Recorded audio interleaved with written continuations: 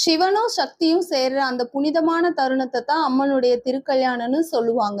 டே 9 of Mariamman கோவில் நோம்பி சாட்டு அம்மனுக்கு திருக்கல்யாணம். அம்மன்கிறது சக்தியின் வடிவமாகவும் சிவன்கிறத பரமசிவனோட வடிவமாகவும் சொல்லுவாங்க. இந்த இருவரும் சேர்ந்தா தான் உலகத்துல சமநிலை செழிப்பு வருங்கிறது நம்பிக்கைங்க.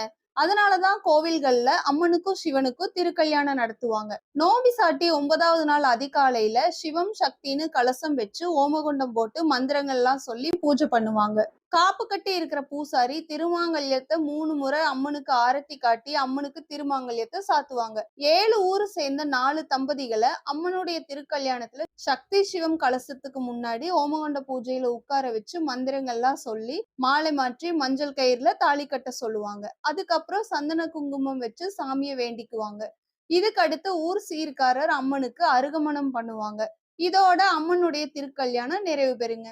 இந்த மாதிரி எங்க ஊர் கோவில் நோம்பியோட அடுத்த எபிசோட் தெரிஞ்சுக்க எக்ஸ்ப்ளோர் வித் கவி பேஜ் இன்ஸ்டால பாத்தீங்கன்னா ஃபாலோவும், யூடியூப்ல பாத்தீங்கன்னா சப்ஸ்கிரைபும் பண்ணிக்கோங்க. டாடா பாய்.